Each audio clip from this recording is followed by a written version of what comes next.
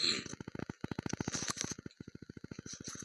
Friends, स्वागत है आप सभी का आपके अपने यूट्यूब चैनल पर।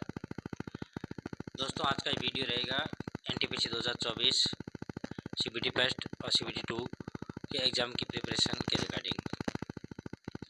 तो दोस्तों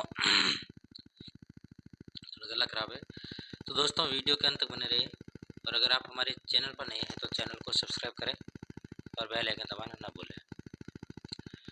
तो दोस्तों, कुछ सब्सक्राइबर का क्वेश्चन है कि सर मॉक टेस्ट कैसे दें और मॉक टेस्ट का सॉल्यूशन है जो बाद में कैसे करें, रिवीजन कैसे करें।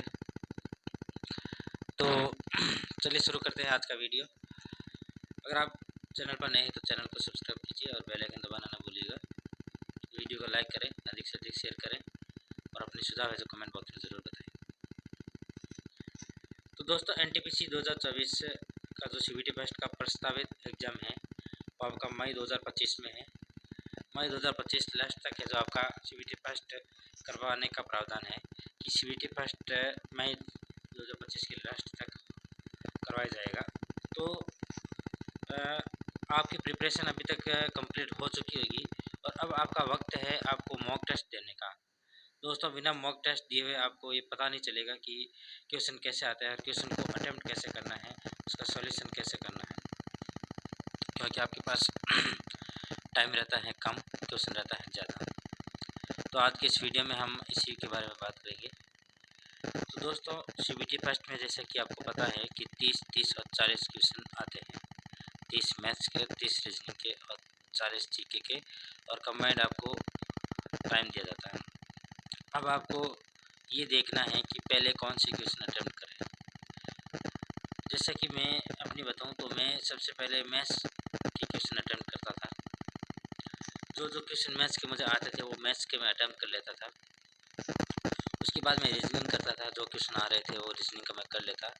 उसके बाद मैं जीए के क्वेश्चन करते थे। दोस्तों, मेरी यही स्ट्रेटेजी थी कि मैं कौन से क्वेश्चन करता था, चाहे मॉक टेस्ट में हो या फिर एग्ज़ाम। मॉक टेस्ट में जो मैं करता था वही प्लानिंग मेरी एग्ज़ाम में भी होती थी। अब मॉक टेस्ट मैं कैसे देता था, तो दोस्तों मैं मॉक टेस्ट डेली का एक मॉक टेस्ट देता था सुबह के टाइम। तो आपको भी यही करना है कि आपको मॉर्निंग टाइम में आपको एक मॉक टेस्ट देना है और उसका जो सॉल्यूशन है वो आपको मॉक टेस्ट सबमिट करने के बाद आपको उसका सॉल्यूशन देखना है कि सॉल्यूशन उसका क्या है, आपने कौन से क्वेश्चन सही किए हैं, कौन से गलत किए हैं, और आपने कौन से क्वेश्चन में है जो आपको कम टाइम लेना चाहिए था लेकिन आपने उस क्वेश्चन को अधिक से अधिक टाइम आपने दिया है उसमें। दोस्तों, कोशिश करें समय को कंट्रोल करने की कि आपको कौन से क्वेश्चन को किस टाइम अटेम्प्ट करना है और कितना टाइम में आपको उस क्वेश्चन को अटेम्प्ट करना है, ये आपको तैयारी करनी है। इसीलिए आपको मॉक टेस्ट देना है। उसके बाद आपको जो मॉक टेस्ट दे दिए हैं, मैथ्स और रीजनिंग का सॉल्यूशन कर लिया। उसके बाद जो मैं करता था वो मैं बताता हूँ कि मैं जीए के जो 40 क्वेश्चन थे वो 40 क्वेश्चन एक नोट्स में लिखता था। दोस्तों, सही है कि जो 40 क्वेश्चन है वो 40 क्वेश्चन में एक नोट्स में उतारता था और वो 40 क्वेश्चन का नोट्स में बनाता था, क्योंकि दोस्तों मेरे पास नहीं तो कोई जीए की बुक्स थी, नहीं कोई जीएस की बुक्स थी। मैं जो भी तैयारी करता था वो नोट्स के माध्यम से करता था। या तो मैं मॉक टेस्ट वाले मॉक्स देखता था या फिर मैं करंट अफेयर्स जो भी जहाँ भी पढ़ता था उसी के रिगार्डिंग जो स्टैटिक जीके बनता था उसको मैं नोट्स करता था। यही मेरी स्ट्रेटेजी थी मॉक टेस्ट देने के बाद। बाकी मैथ्स के क्वेश्चन जो थे वो मैं अगर कोई क्वेश्चन गलत होता था तो मैं उसके टॉपिक के सारे क्वेश्चन को रिवीजन करता था। जैसे मेरा अगर सी जो कंपाउंड इंटरेस्ट है, चक्रवृद्धि ब्याज का अगर क्वेश्चन मेरा गलत हो गया तो मैं चक्रवृद्धि ब्याज के में जो उस क्वेश्चन से रिलेटेड जैसे भी क्वेश्चन आते थे उस क्वेश्चन को मैं रिवीजन करता था। इसी प्रकार मैं उसी मॉक टेस्ट को सॉल्व करने के लिए मैं 4 से 5 घंटे का टाइम लेता था। कम से कम 4 घंटा और अधिक से अधिक 5 घंटे का मैं टाइम लेता। उसके बाद मुझे जो भी टाइम मिलता उसमें मैं मैथ्स के क्वेश्चन जो गलत हो गए थे उसको वापस सॉल्यूशन करता और फिर यही मॉक टेस्ट है जो मैं उसी दिन शाम को वापस देता।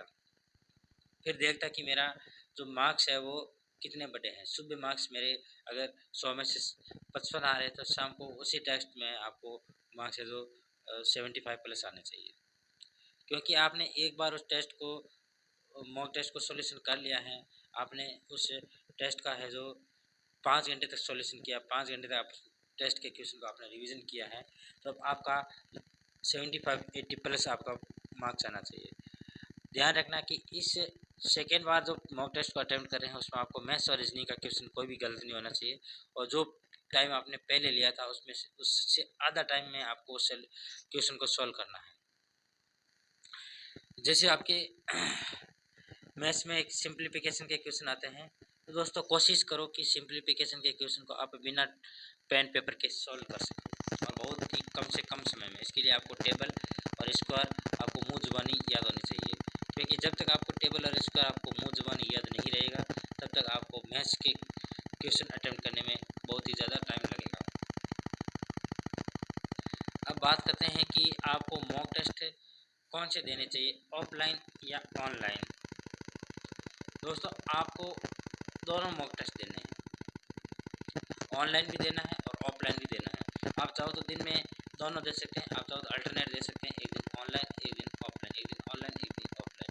लेकिन ध्यान रखना, जब आप ऑफलाइन मॉक टेस्ट दे रहे हैं और आपको उसको सॉल्यूशन करना है तो आपको उस मॉक टेस्ट में आपके क्वेश्चन के ऊपर किसी भी प्रकार का मार्क्स नहीं कराएं। दोस्तों कई दोस्त ये करते हैं, कोई कैंडिडेट ये करते हैं कि जो सॉल्यूशन करते हैं, सॉल्यूशन करते टाइम जैसे पहले क्वेश्चन में आपको बी ऑप्शन सही होता है तो बी पर वो टिक कर देते हैं और वो सोचते हैं कि तो अगली बार रिवीजन करेंगे तो हम जल्दबाजी में जल्दी जल्दी इसका रिवीजन कर लेंगे। दोस्तों ये गलत तरीका है, आपको पहली बार में टिक नहीं करना है। जब आप दूसरी बार अगर मॉक टेस्ट सॉल्यूशन कर लेते हैं उसके बाद आप कोशिश करें टिक करने की, क्योंकि आपको तीसरी बार में उसी मॉक टेस्ट को रिवीजन करना है, नहीं तो फिर आपको उसी फिर मॉक टेस्ट को आपको खंगालना भी नहीं है। मैंने आपको बताया कि जो भी क्वेश्चन आपको लगता है कि ये इम्पोर्टेंट है उसको आप नोट्स में लिखते जाइए। दोस्तों किताबी ज्ञान से ज़्यादा आपको मॉक टेस्ट ज्ञान होना ज़रूरी है। किताबी ज्ञान में आपको क्या है कि आप कितना भी पढ़ लोगे लेकिन आपको जब तक ये पता नहीं चलेगा कि क्वेश्चन कैसा आ रहा है और क्वेश्चन में क्या पूछा जा रहा है तब तक आप अपना एग्जाम ऐसे क्लियर नहीं कर पाएंगे। तो दोस्तों आज की वीडियो में मैं यही बताया मैंने कि मैं कैसे मॉक टेस्ट देता था और आपको कैसे मॉक टेस्ट देना है। नेक्स्ट वीडियो में मैं आप कोशिश करूँगा, जो भी अगला वीडियो आएगा उसमें मैं बताऊँगा कि जो मेरी सक्सेस स्टोरी है वो कैसी रही, मैं प्रिपरेशन कैसे किया था, मैंने शुरुआत कहाँ से की थी और कैसे प्रिपरेशन की थी, ये मैं आपको नेक्स्ट वीडियो में बताऊंगा। तब तक बने रहिए आप हमारे चैनल पर। अगर आप चैनल पर नए हैं तो चैनल को सब्सक्राइब